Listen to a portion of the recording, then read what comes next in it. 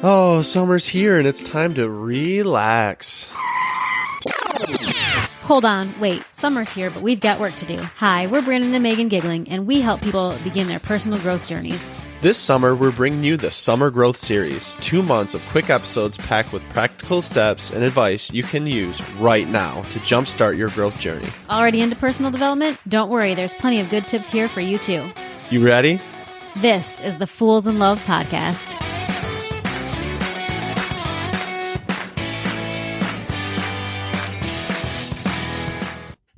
Is my mic on? Where's my snare? Get some snare in my headphones. Well. It's another week, and we are back with the Fools in Love podcast Summer Growth Series. I don't know about you, Meg, but I've been enjoying the Summer Growth Series so far. I really have been. I think it's a fun way to kind of lay back and get some work done, but also enjoy these beautiful months we have. Oh, yes.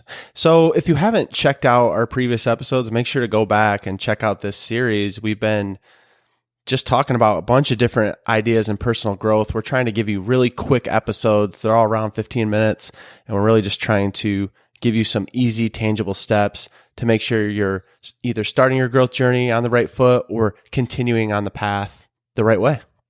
So with that, today we are jumping right into what sets your heart on fire.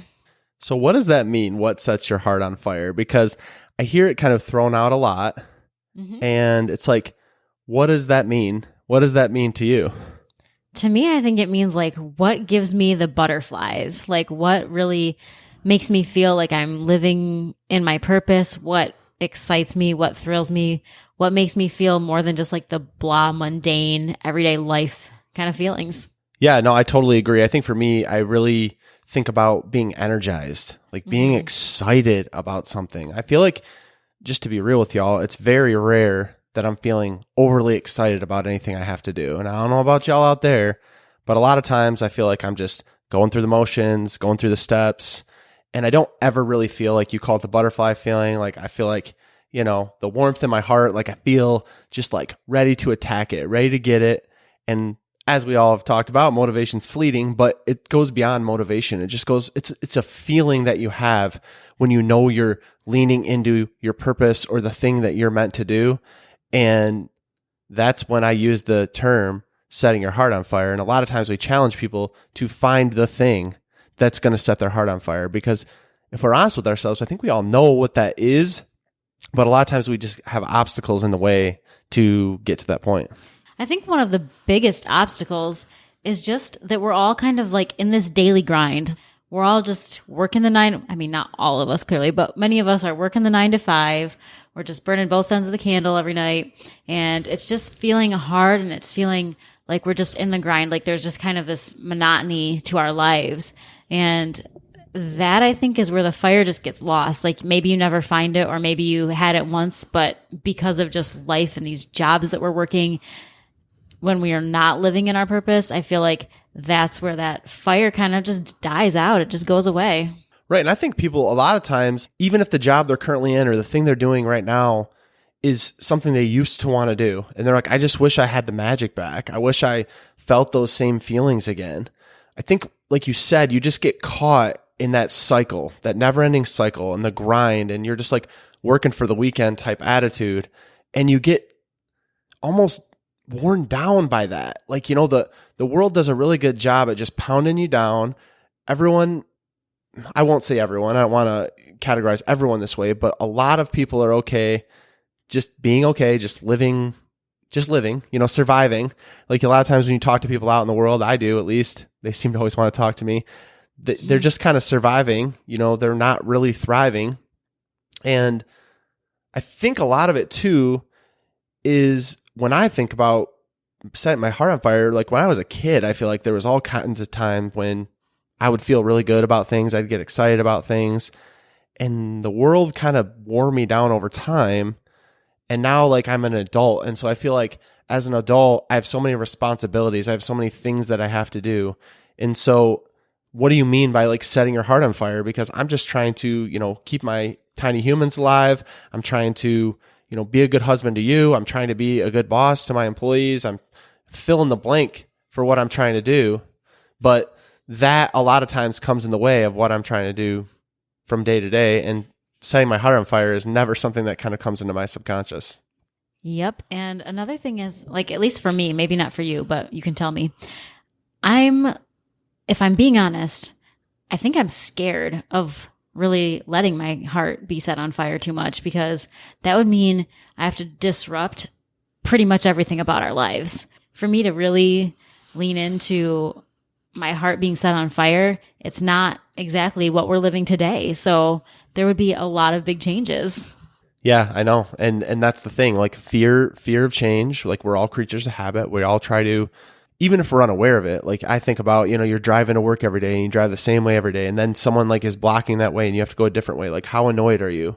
Because like we're so much like creatures of habit, and we are so locked into our habits, good or bad, that it's really difficult to change. And like you said, knowing that you want to do something different is fine and good, but actually taking the action and doing that is a lot different. And I think a lot of us, if we're being honest, I know I feel this way a lot. You just feel stuck in your current circumstance. Like, I give everything to everyone right now. And so I don't have any energy left. I don't have the feeling left to go chase something. And even when opportunities come up, I feel like I don't necessarily even want to do them, even though that sounds silly. But it's like, it's so much easier just to live in the monotony. It is. Even though I'm unhappy, it's just easier to live in the current circumstance, because changing would mean I'd have to learn new things, try new things, do different things. And that is definitely scary. Yeah. And it was a quote from Jennifer Lee that I wanted to pop in here, because she says, "Be fearless in the pursuit of what sets your soul on fire." And be fearless. I mean, that's a big command. That's not easy to do. And I think we all could probably use a little bit of reminder to just go at it a little bit harder, be a little less afraid of what could happen, and instead dream about what could happen in the good ways. What could happen if we did let our hearts be set on fire for real this time? Well, if we can be honest too, I think a lot of people think about, well, what would they think? You can't see my hand quotes, but I'm using them. Like, what would they think? What would your family members think? What would your kids think? What would your spouse think? What would your friends think if you decided to do this different thing? Because if you're anything like us, like what you're trying to do is a lot different than, old Brandon or old Megan or old you. What you're trying to lean into might not be something that you've ever tried before. So like, are they going to look at me like I'm crazy? Are they going to look at me, or are they going to judge me, more importantly, for not knowing, or what would they say? What would happen if I did try this and it didn't work?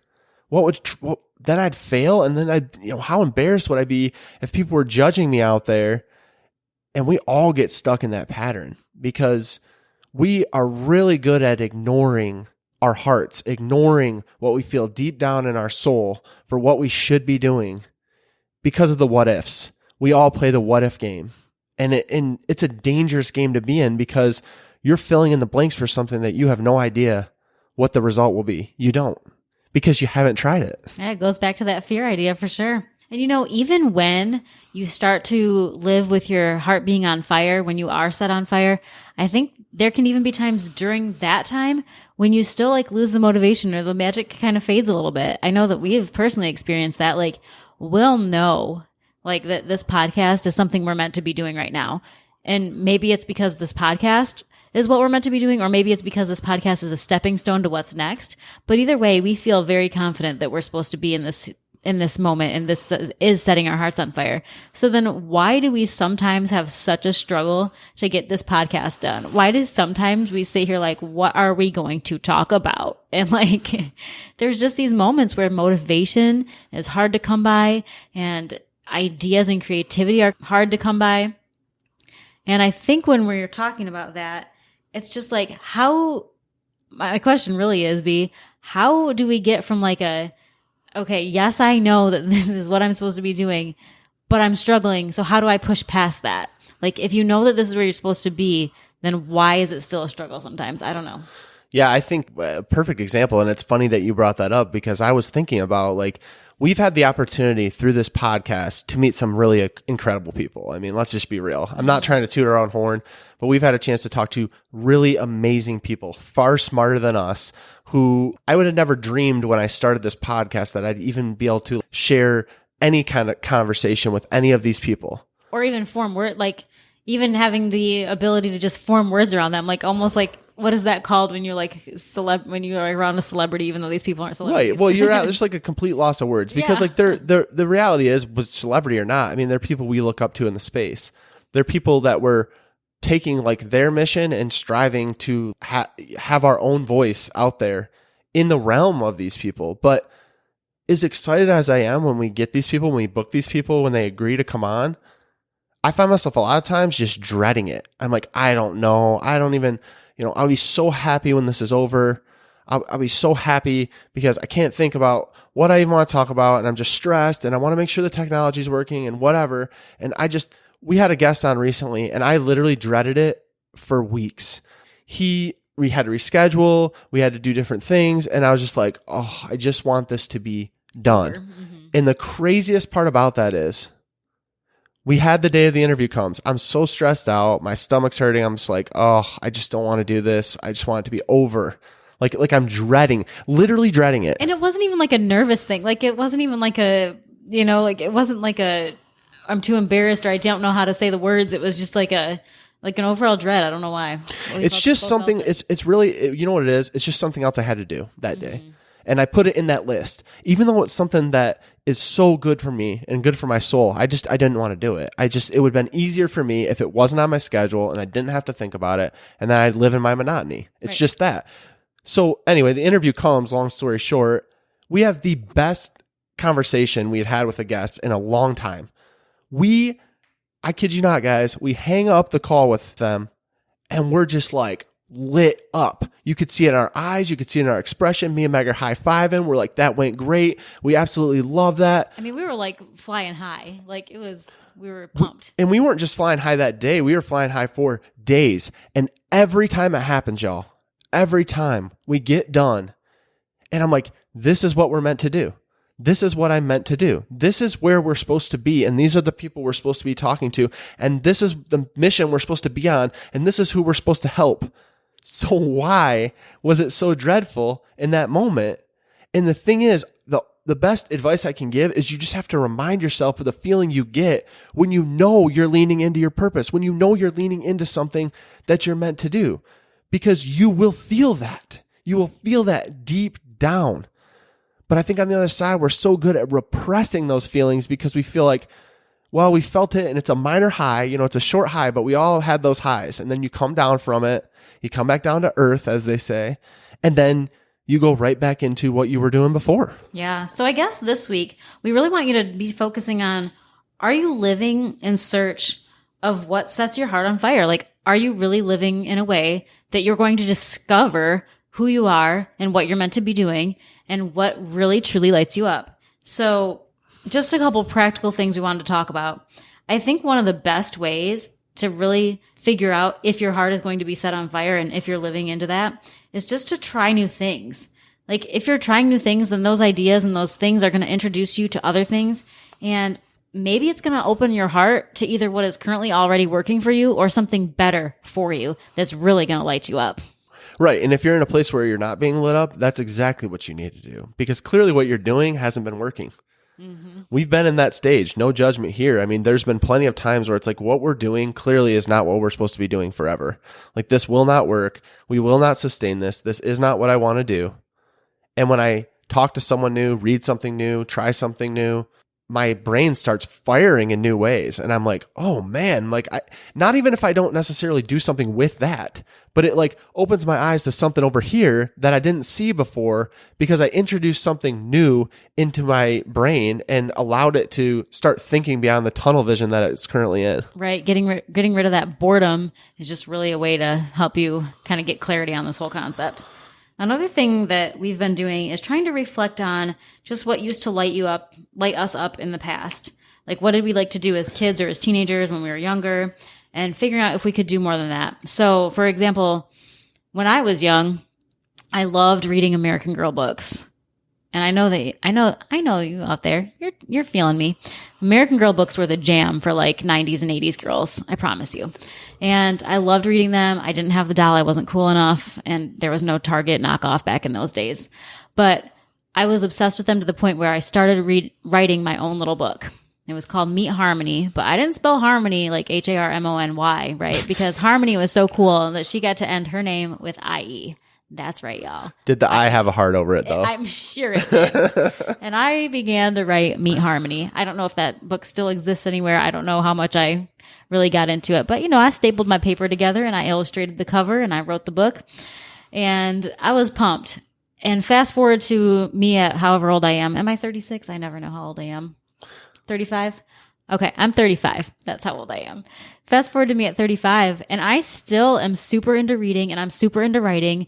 I've loved having my blog. Now I've switched a little bit more away from the blog to trying to write this book that I'm writing.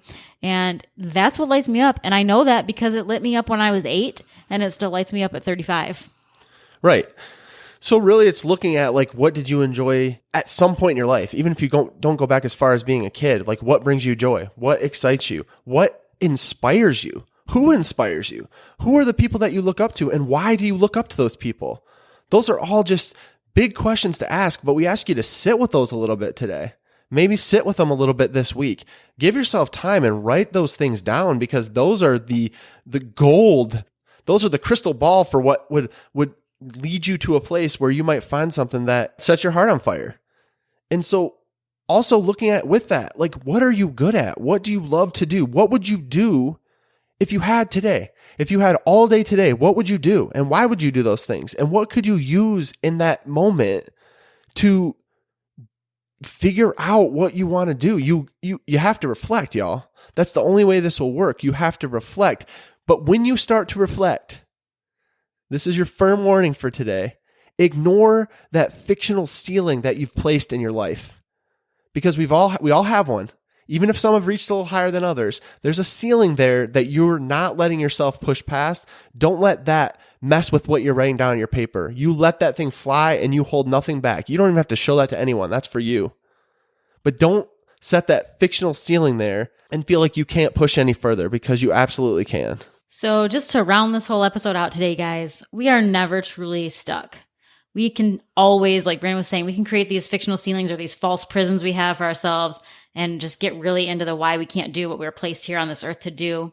But if you really think about it, are you ever really stuck, or have you just built that up in your life and in your mind, and now it seems impossible to break out of it? That's probably the struggle. And today we just want to remind you guys that anything is possible for you. We've got your back. You've got your own back, certainly. So go and find what really truly lights you up, and let's set this world on fire, baby. That's right. If you all have been enjoying these episodes, make sure to share them over on social media. Make sure to tag us at The Fools in Love, and we'll see y'all next week. We love y'all.